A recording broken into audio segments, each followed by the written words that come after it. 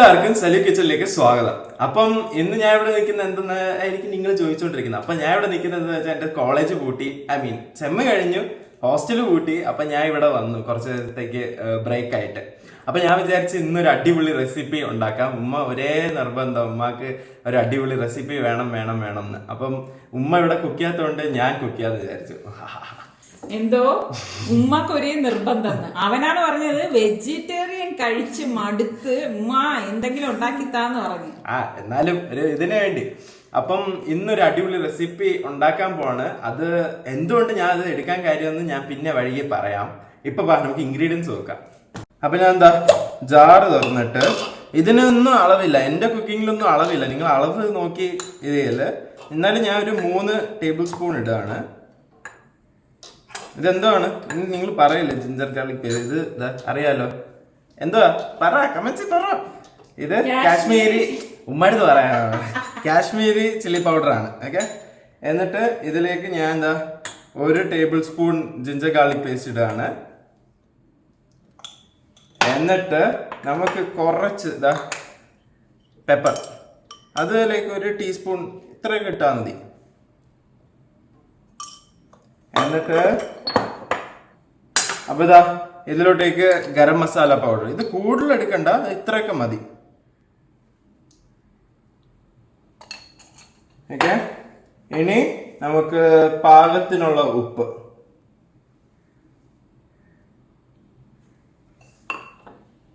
എന്നിട്ട് നമ്മുടെ കസ്തൂരി മേത്തി, അത് അറിഞ്ഞൂടാത്ത കസ്തൂരി, അത് കയ്യിന് കുറച്ച് തളിക്കുക. ഓക്കെ, അത്രയും മതി. ഇനി നമ്മുടെ main ingredient olive oil. Olive oil വെച്ചിട്ടാണ് ഞാൻ ഇത് മിക്സ് ചെയ്യാൻ പോകുന്നത്. അപ്പൊ ബസ് അത്രയും മതി. ഇനി നമുക്ക് ലെമൺ ചെയ്യാൻ മറക്കണ്ട. ലെമൺ, 2 ലെമൺ, 1 ലെമൺ ആണ്, അതിനെ സ്ക്വാഷ് ചെയ്തിട്ട് 2 ഇതായിട്ട് നമ്മൾ ഇത് ചെയ്യുന്നത്. അല്ലാണ്ട് ഇങ്ങനെ നിങ്ങൾ ഫീൽ ചെയ്യുന്ന എനിക്കറിയില്ല. അത് തന്നെ 2 കഷ്ണങ്ങളായിട്ട് എടുത്തിട്ട് ഫീൽ ചെയ്യണമെന്ന്.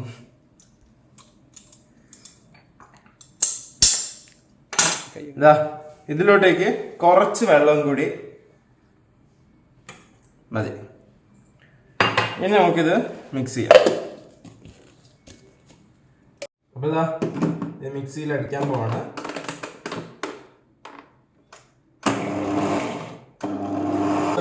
നന്നായിട്ട് അടിച്ചിട്ടുണ്ട്. ഇനി നമുക്കിത് മിക്സിയിൽ നിന്ന് എടുക്കാം. വാവ്, ഉണ്ടോ, നല്ല കസ്തൂരി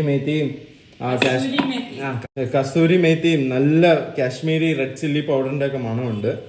ഇനി നമുക്ക് ചിക്കൻ എടുക്കാം. അപ്പൊ മാരിനേറ്റ് ചെയ്യാനുള്ള ചിക്കൻ എടുത്തിട്ടുണ്ട്.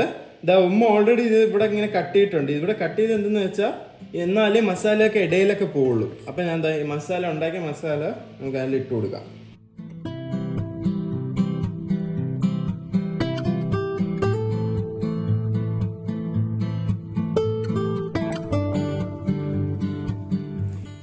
ഇതേപോലെ നന്നായിട്ട് മാരിനേറ്റ് ചെയ്യാം ചിക്കനെ.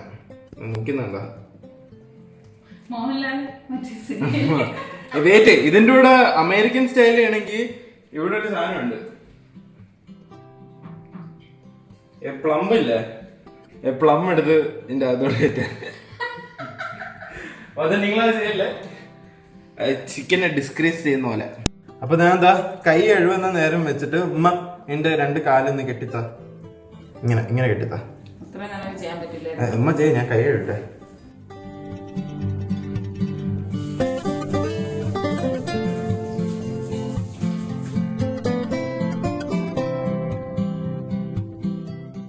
അപ്പൊ ഞാൻ ചിക്കൻ മാരിനേറ്റ് ചെയ്യാൻ വേണ്ടി 1 മണിക്കൂർ ഞാൻ മാറ്റി വെച്ചിട്ടുണ്ട്.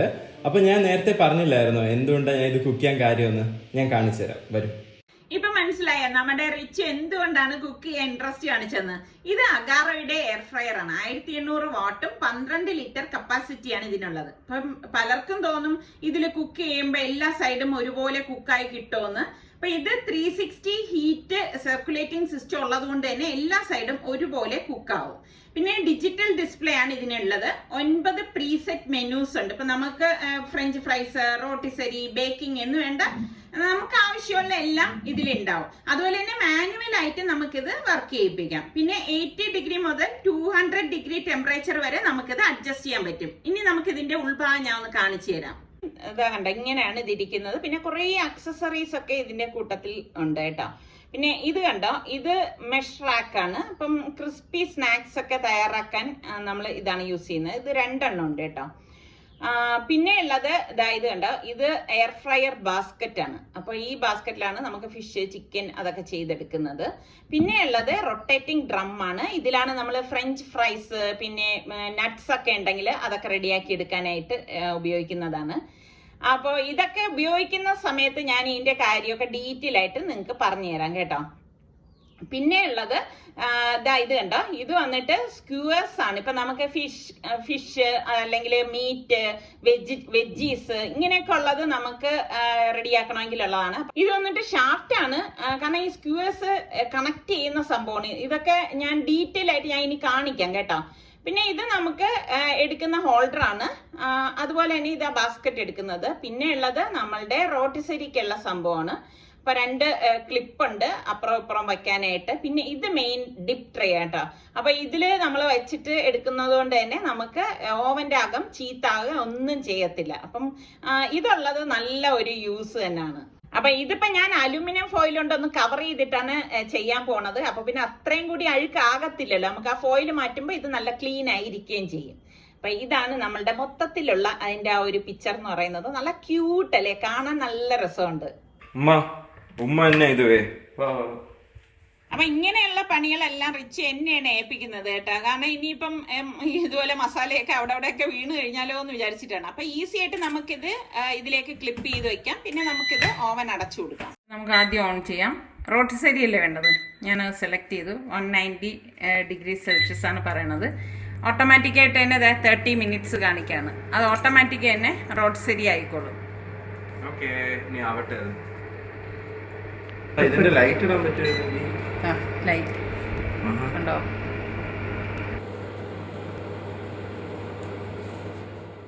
അങ്ങനെ 30 മിനിറ്റ് ആയപ്പോഴേക്ക് ഓട്ടോമാറ്റിക് ആയിട്ട് തന്നെ ഓഫ് ആയിട്ടുണ്ട്. ദേ നമ്മളുടെ ചിക്കൻ നിൽക്കുന്നത് കണ്ടോ. നമ്മൾ ഈ റെസ്റ്റോറന്റിലൊക്കെ കിട്ടുന്ന അതുപോലെ കാണുന്നുണ്ടല്ലേ ചിക്കൻ. അപ്പൊ നമ്മള് റെസ്റ്റോറന്റിൽ നിന്നൊന്നും വാങ്ങിക്കേണ്ട, നല്ല മണം വരുവാണ് കേട്ടോ. ഇവിടെയൊക്കെ നല്ല അടിപൊളിയായിട്ട് വന്നിട്ടുണ്ട്. നമ്മുടെ റിസോന്റെ റോട്ടിസരി ചിക്കൻ റെഡിയാണ്. ഒന്ന് വെച്ചിട്ടൊന്ന് കഴിച്ചു നോക്കിച്ചു. ഞാൻ ഉണ്ടാക്കി നിങ്ങളല്ലേ കഴിക്കേണ്ടത്.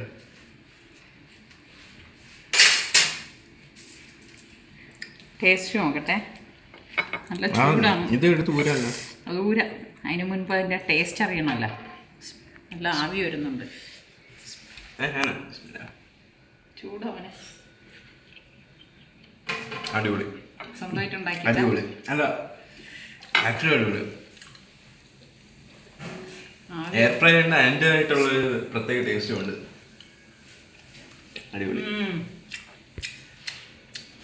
അടിപൊളി. നല്ല സോഫ്റ്റ് ജ്യൂസി അല്ലേ. ഞാൻ ഇങ്ങനെ പാത്രം എടുത്തോണ്ട് കേട്ടാ. ഇതോടെ ഞാൻ ഇങ്ങനെ കഴിക്കാം. നല്ല ചൂട് ആണ്. ഞാൻ ഫോർക്കൊക്കെ എടുത്തിട്ട് വന്നത്. സെറിക്കാകട്ടെ വയലോട്ടൊന്ന് വെച്ച് കൊടുക്കണം. നല്ല ആവി ഇറക്കുന്നുണ്ടോ. ആവി നോക്കട്ടെ. എങ്ങനെയുണ്ട്? അടിപൊളി. ഇത് അവ ഉണ്ടാക്കിയൊന്നുമല്ല. സൂപ്പർ. അല്ല അവ ഉണ്ടാക്കിയല്ല എന്ന് പറയാൻ പറ്റത്തില്ല. അവനാണ് മസാലയൊക്കെ കൂട്ടിയത്. പാവല്ലേ. എന്തായാലും നമ്മുടെ റിച്ചുവിനെ നിങ്ങൾ ലൈക്ക് കൊടുക്കാൻ മറക്കരുതേ. ഊണൊക്കെ കഴിച്ച ശേഷം നമ്മൾ പുറത്തേക്ക് ഇറങ്ങി. അപ്പൊ നമ്മൾ റിസ്വാൻ ഉണ്ടല്ലോ, അപ്പൊ റിസ്വാനെ വിളിച്ചായിരുന്നു. അപ്പൊ അവന് എന്തോ വെക്കേഷൻ ആണെങ്കിലും എന്തൊക്കെയോ അസൈൻമെന്റോ പ്രൊജക്റ്റ് ഒക്കെ ചെയ്യുന്നുണ്ട് അവൻ. അപ്പൊ അതിന്റെ കാര്യമായിട്ട് അവൻ നിൽക്കുന്നുണ്ട്. അപ്പൊ അവന് വരാൻ ഒരു താല്പര്യം ഇല്ല എന്ന് പറഞ്ഞു. അപ്പൊ പിന്നെ സാറൊക്കെ പറഞ്ഞു പിന്നെ അവനെ ഫോഴ്സ് ചെയ്യണ്ടെന്ന് പറഞ്ഞു. അങ്ങനെ ഇപ്പൊ നമ്മളാണ് പോണത്. നമ്മുടെ തിരുവനന്തപുരത്തുള്ള ഒത്തിരി സ്ഥലങ്ങളുണ്ടല്ലോ, ഒരുപാട് നല്ല സ്ഥലങ്ങളൊക്കെ ഉണ്ട്. ഇങ്ങനെ ഒരാൾ പറഞ്ഞപ്പോഴാണ് ഞാൻ ഇങ്ങനെ സ്ഥലത്തിനെ പറ്റി സെർച്ച് ചെയ്തത്. നമ്മളാൾക്കാർക്ക് കാണിച്ചു കൊടുക്കാമല്ലോ, ഒരാളെങ്കിലും അറിയാത്തവരുണ്ടാവുമല്ലോ അല്ലേ. നമ്മളും ആദ്യമായിട്ടാണ് പോണത്, അതുകൊണ്ട് അതിനെ കുറിച്ച് വിവരിക്കാനൊന്നും അറിഞ്ഞുകൂടേട്ടാ. പക്ഷെ ഞങ്ങളിങ്ങനെ ഓരോ സ്ഥലത്തിന്റെ കാര്യം പറ്റി പറഞ്ഞപ്പോഴാണ് ഓരോ നിങ്ങൾ ഇതുപോലത്തെ കുറെ സ്ഥലങ്ങളുണ്ട്, പക്ഷെ കുറച്ച് ആരോഗ്യം വേണം, സ്റ്റാമിന വേണം. എന്തായാലും നമുക്ക് പോയി നോക്കാം. അപ്പൊ ഇപ്പൊ നമ്മൾ പോണത് തിരുവനന്തപുരത്തുള്ള മടവൂർപ്പാറയിലേക്കാണ്. റെയിൽവേ സ്റ്റേഷനിൽ നിന്ന് എടുത്ത ഒരു 17 കിലോമീറ്ററും കഴക്കൂട്ടത്തു നിന്ന് ഒരു 10-12 കിലോമീറ്ററേ ദൂരമുള്ളൂ കേട്ടോ. നമ്മളുടെ വീടിന്റെ ചുറ്റുവട്ടത്ത് തന്നെ നമ്മളൊക്കെ ഒന്ന് കണ്ണു തുറന്നു നോക്കി കഴിഞ്ഞാല് ചെറിയ ചെറിയ ഡിസ്റ്റൻസിൽ നല്ല നല്ല സ്ഥലങ്ങളുണ്ടല്ലേ. നമ്മള് അത് തന്നെ തിരുവനന്തപുരം എന്ന് പറയുമ്പോ എന്താണ്, നമ്മള് മ്യൂസിയം, കോവളം, ശംഖുമുഖം. അപ്പൊ ഇവിടെ വരുമ്പോഴേക്കും ഇതുപോലെ ഒരു ബോർഡ് കാണും, കേരള പുരാവസ്തു വകുപ്പ് മടവൂർ സംരക്ഷിത സ്മാരകം. പക്ഷെ കാർ നമ്മൾ ഇവിടെ ഇട്ടിട്ട് വേണം ആ വഴി കൂടെ മുകളിലേക്ക് പോവാൻ. അങ്ങനെ വണ്ടിയൊക്കെ പാർക്ക് ചെയ്തിട്ട് ഞങ്ങൾ ഇതേ നടക്കാണ്. അപ്പൊ ഇതിന്റെ മെയിൻ എൻട്രൻസ് ഇതാണ്.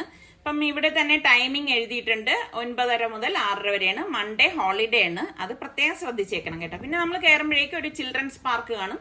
അത് കഴിഞ്ഞിട്ടാണ് നമ്മൾ ഈ പാറയിലേക്ക്, അധിക ദൂരമൊന്നുമില്ല കേട്ടോ, പെട്ടെന്ന് തന്നെ നമുക്ക് ഈ പാറയുടെ മുകളിലേക്ക് കയറാൻ സാധിക്കും. അപ്പൊ ഇവിടെ നിന്ന് കാണുമ്പോൾ ഭയങ്കര അതിശയം തോന്നും കേട്ടോ. ഇപ്പൊ ഈ ഇവിടേക്ക് വരാൻ 2 എൻട്രൻസ് ഉണ്ട്, ഒന്ന് ക്ഷേത്രത്തിന്റെ എൻട്രൻസ് ഉണ്ട്, ഇപ്പൊ നമ്മൾ വന്നതുകൊണ്ട്. നമുക്ക് അവിടെ നിന്ന് നോക്കുമ്പോൾ തന്നെ ഈ ബാംബു ബ്രിഡ്ജ് കാണാം, ഒരു 100 മീറ്ററോളം ഉണ്ട്. അപ്പൊ കാണുമ്പോൾ നമുക്ക് വളരെ ഈസി ആണെന്ന് തോന്നിയാലും ഇത് നല്ലൊരു കയറ്റമാണ് കേട്ടോ. അപ്പൊ കയറ്റത്തിലാണ് ഈ ഒരു ബാംബു ബ്രിഡ്ജ്. നമുക്ക് വിചാരിക്കുന്ന അത്ര സ്പീഡില് നടന്നു കയറാൻ ബുദ്ധിമുട്ട് തന്നെയാണ്. അപ്പം അതാ കണ്ട, ഇങ്ങനെ കാണുമ്പം വീഡിയോയിൽ കാണുമ്പോൾ നമുക്ക് ഇങ്ങനെ ഫ്ലാറ്റ് ആയിട്ട് തോന്നുന്നതാണ്, കയറ്റമാണ് കേട്ടോ. അപ്പൊ അടുത്ത വ്യൂ പോയിന്റിലേക്കാണ് ഈ ബ്രിഡ്ജ് വന്ന് അവസാനിക്കുന്നത്. അപ്പൊ ഇവിടെ നിൽക്കുമ്പോഴും നല്ല കാറ്റാണ്. ഇതേ കണ്ട, നമ്മളുടെ തിരുവനന്തപുരമാണ് ഈ കാണുന്നത്. നല്ല രസമുണ്ട് ഇവിടെ നിന്നുള്ള ഈ കാഴ്ചകൾ എന്ന് പറഞ്ഞാല്. ഒരുപാട് നല്ല പച്ചപ്പും ഒക്കെ ആയിട്ടാണ്, നല്ല കാറ്റൊക്കെ ഉള്ളതുകൊണ്ട് നമുക്ക് അവിടെ നിന്ന് ഇറങ്ങാനേ തോന്നത്തില്ല കേട്ടോ. അപ്പൊ തിരിച്ച് ഇറങ്ങാനും കുറച്ച് ബുദ്ധിമുട്ട് തന്നെയാണ്. നമ്മൾ വിചാരിക്കും ഈസി ആണെന്ന് കരുതും കേട്ടോ, പക്ഷെ അത്ര ഈസി അല്ല. അതാ കണ്ട ബാംബു.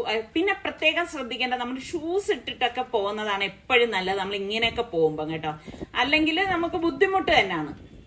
അപ്പൊ അവിടെ നിന്ന് കാണുന്ന കാഴ്ചകളാണ് ഈ ചുറ്റോട് ചുറ്റുള്ള. പിന്നെ ഇരിക്കാനായിട്ട് ഇതുപോലെ ഇരിപ്പിടം വെച്ചിട്ടുണ്ട്. അപ്പം അവിടെ ഇരുന്ന് നമുക്ക് നല്ല കാറ്റൊക്കെ കൊണ്ട് ഇതൊക്കെ കണ്ട് ആസ്വദിക്കാം. അപ്പൊ ഞാൻ നേരത്തെ പറഞ്ഞില്ലായിരുന്നോ 2 എൻട്രൻസ് ഉണ്ടെന്ന്. അപ്പം ഇതുപോലെ സ്റ്റെപ്പും കൊടുത്തിട്ടുണ്ട്. പിന്നെ പാറ വഴി വേണമെങ്കിൽ അങ്ങനെ ഇറങ്ങാം, അതൊക്കെ അവനവന്റെ റിസ്കിൽ ഇറങ്ങണം കേട്ടോ, ഒക്കെ സൂക്ഷിച്ച് വേണം ഇറങ്ങാനുള്ളത്.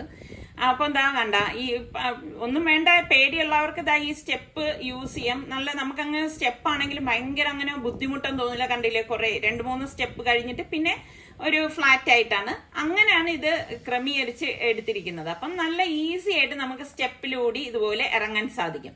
പക്ഷെ കുറെ പേരൊക്കെ ആ പാറ വഴിയും ഇറങ്ങുന്നത് ഞാൻ കണ്ടിട്ടുണ്ടായിരുന്നു. നല്ല രസമുണ്ട് കേട്ടോ, നല്ല കാറ്റാണ് ഇവിടുത്തെ ഒരു പ്രത്യേകത എന്ന് പറയുന്നത്. ശരിക്കും അതിശയം തോന്നുന്നത് നമ്മുടെ തിരുവനന്തപുരത്ത് ഇത്രയും നല്ല സ്ഥലങ്ങളൊക്കെ ഉണ്ടല്ലോ.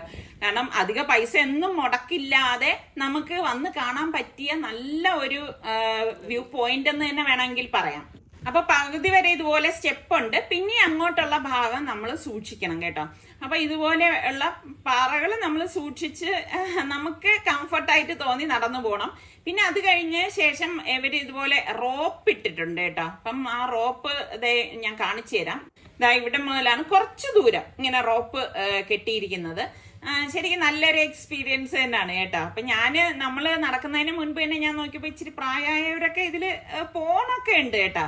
അപ്പൊ ഇത് ഈ റോപ്പിലൊന്ന് പിടിച്ചു കഴിഞ്ഞാൽ നമുക്ക് ഈസി ആയിട്ട് അപ്പുറത്തേക്ക് നടന്ന് എത്താൻ സാധിക്കും. അപ്പൊ ഞാൻ നേരത്തെ പറഞ്ഞതുപോലെ ഈ 2 എൻട്രൻസ് ഉള്ളത് കൊണ്ട് നമുക്ക് ഇതൊക്കെ ബുദ്ധിമുട്ടാണെങ്കിൽ ആ മെയിൻ എൻട്രൻസ് വഴി കയറിയാൽ മതി.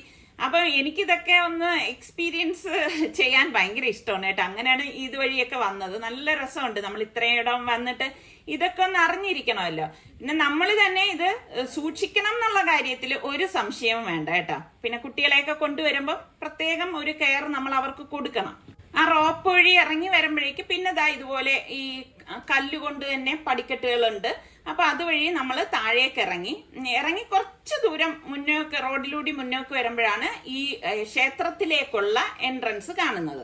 ഇതാണ് ഇവിടുത്തെ പ്രാചീന ഗുഹാക്ഷേത്രം, ശിവക്ഷേത്രമാണ് കേട്ടോ. അപ്പം ഇത് പടിക്കെട്ടുകൾ കയറിയാൽ നല്ല കാഴ്ചകളൊക്കെ കാണാമെന്ന് അവിടെ ഉള്ളവർ പറയുന്നുണ്ടായിരുന്നു. പിന്നെ തിരിച്ച് നടന്നു വന്നിട്ട് ഇതുപോലെ ചെറിയ പടിക്കെട്ടുകളുണ്ട്. വീണ്ടും നമ്മൾ വന്ന ആ ഒരു പാറയിലേക്ക് കയറാനായിട്ട്. അപ്പൊ തിരിച്ച് നമ്മൾ ആ പാറയുടെ അങ്ങോട്ടേക്ക് വരുവാണ് കേട്ടോ. അപ്പൊ നല്ല സ്റ്റാമിനയൊക്കെ ഉണ്ടെങ്കിലേ നമുക്ക് ഇതിലൊക്കെ കയറാനൊക്കെ പറ്റത്തുള്ളൂ. അത് പ്രത്യേകം ശ്രദ്ധിച്ചേക്കണം. ഇപ്പൊ നമുക്ക് എന്തെങ്കിലും അസ്വസ്ഥതകളോ അസുഖമോ ഒക്കെ ഉള്ളവരാണെങ്കിൽ ഇതിനൊന്നും മുതിരാതിരിക്കുകയാണ് നല്ലത്. അവിടെ ഇരുന്ന് കണ്ട് ആസ്വദിച്ചിട്ട് പോകണം. പക്ഷെ ഇത് ഞാൻ ഒരുപാട് പിള്ളേരും വയസ്സായവരും ഒക്കെയും ഇവിടെ വന്നിരിക്കുന്നതൊക്കെ കണ്ടായിരുന്നു. അപ്പൊ ഞാനും ഈ പാറ വഴി ഒന്ന് കേറാണ്. നമ്മൾ സ്റ്റെപ്പ് വഴിയല്ലേ ഇറങ്ങി വന്നത്. അപ്പൊ നിസ്സാരയ്ക്ക് എന്നെ വിളിക്കുന്നുണ്ട്, വാ സ്റ്റെപ്പ് വഴി പോവാന്ന്. ഞാൻ പറഞ്ഞു എന്തായാലും ഇവിടെ വന്നതല്ലേ. നിസ്സാരയ്ക്ക് അങ്ങനെ സ്റ്റെപ്പ് വഴിയാണ് പോണത്. നിസ്സാരയ്ക്ക് ഇതുപോലെയുള്ള സാഹസങ്ങൾക്കൊന്നും മുതിരത്തില്ല കേട്ടോ. പക്ഷെ എനിക്ക് ഭയങ്കര ഇഷ്ടമാണ്. പക്ഷെ ആ പിള്ളേരൊക്കെ ഇങ്ങനെ ഓടിക്കളിക്കുന്ന കാണുമ്പോ എനിക്ക് ചെറിയ പേടി ഇല്ലാതില്ല കേട്ടോ. അപ്പൊ നമ്മളിങ്ങനെ എന്താ പറയാ, ഇങ്ങനെ സ്ലാൻഡിങ് ആയിട്ട് കിടക്കാണ് ഈ പാറ. അങ്ങനെയാണ് ഇതിന്റെ മുകളിലേക്ക് പോകണം. പിന്നെ നിസ്സാരയ്ക്ക് അവിടെ നിന്ന് എന്നെ വിളിച്ചോണ്ടേയിരിക്കുന്നു. അങ്ങനെ ഞാൻ തിരിച്ച് നടന്ന് സ്റ്റെപ്പ് വഴിയാണ് ബാക്കി പിന്നെ കേറിയത് കേട്ടോ. അപ്പൊ ഇതൊക്കെ കഴിഞ്ഞ ശേഷം നമ്മളിതാ മുകളിലേക്ക് എത്താൻ പോവാണ്. അപ്പൊ എത്ര ആവുമ്പോഴേക്കും ശരിക്കും ടയേർഡാവും കേട്ടോ. പിന്നെ നിങ്ങൾ വരുന്നവരെ എപ്പോഴും കുട്ടികളെയൊക്കെ കൊണ്ടുവരികയാണെങ്കിൽ കുടിക്കാനുള്ള വെള്ളം കൂടി കരുതുന്നത് നല്ലതായിരിക്കും കേട്ടോ. കാരണം ഇതിന്റെ മുകളിലേക്ക് കയറി കഴിയുമ്പോഴേക്കും നമ്മൾ ആകെ ടയേർഡാവും. പിന്നെ ഈ സൂര്യാസ്തമനം കാണാനാണ് ഇവിടെ അടിപൊളി കേട്ടോ. പക്ഷെ ഞങ്ങളിപ്പം സൂര്യാസ്തമനം കാണാനായിട്ട് നിൽക്കുന്നില്ല. കാരണം ഇനിയും ഒത്തിരി ടൈമുണ്ട്. അങ്ങനെ ഞങ്ങള് വിശ്രമിക്കാനായിട്ട് ഈ പാറക്കെട്ടിലിരുന്നു. ശരിക്കും നല്ല രസമാണ് കേട്ടോ ഇതുപോലെ വന്ന് ഇരുന്നിട്ടൊക്കെ പോകാനായിട്ട്. പിന്നെ ഇവിടെ ഒരു ചിൽഡ്രൻസ് പാർക്ക് ഉണ്ട്. പക്ഷെ അധികമൊന്നും അവിടെ ഒന്നും പിള്ളേർക്ക് കളിക്കാനായിട്ട് ഞാൻ കണ്ടില്ല കേട്ടോ. അപ്പൊ ഇത് ഫാമിലി ആയിട്ടൊക്കെ വന്നിരുന്ന് നല്ല ഒരു സായാഹ്നം ആസ്വദിക്കാൻ പറ്റിയ ഒരു സ്പോട്ട് തന്നെയാണ്. അപ്പൊ പറ്റുന്നവരൊക്കെ വന്ന് ഒന്ന് കാണുക. അപ്പൊ ഇതൊക്കെ തന്നെയാണ് നമ്മളുടെ ഇന്നത്തെ വിശേഷങ്ങൾ എന്ന് പറയുന്നത്. അപ്പൊ നിങ്ങൾക്ക് എല്ലാവർക്കും നമ്മളുടെ ഈ ഒരു ഇന്നത്തെ ഈ എപ്പിസോഡ് ഇഷ്ടമായെന്ന് വിശ്വസിക്കുന്നു. അപ്പൊ ഇഷ്ടപ്പെട്ടാൽ ലൈക്ക് ചെയ്യാനും ഷെയർ ചെയ്യാനും ഒന്നും മറന്നു വരുത് കേട്ടോ. കാരണം നമ്മളുടെ കൂട്ടത്തില് ഇത് അറിഞ്ഞുകൂടാത്ത ഒരുപാട് പേരുണ്ടാവും. അപ്പൊ ആർക്കെങ്കിലും ഒക്കെ വന്നൊന്നും കാണണമെന്ന് തോന്നിയാല. അപ്പോ സബ്സ്ക്രൈബ് ചെയ്യാതെ കാണുന്ന ആരെങ്കിലും ഒക്കെ ഉണ്ടെങ്കിൽ നിങ്ങൾക്ക് ഇഷ്ടപ്പെട്ടാൽ സബ്സ്ക്രൈബ് ചെയ്തേക്കണേ. അടുത്ത് നല്ല റെസിപ്പിയോ വ്ളോഗോ ഇട്ടൊക്കെ കാണാം. അതുവരയ്ക്കും എല്ലാവർക്കും ബൈ.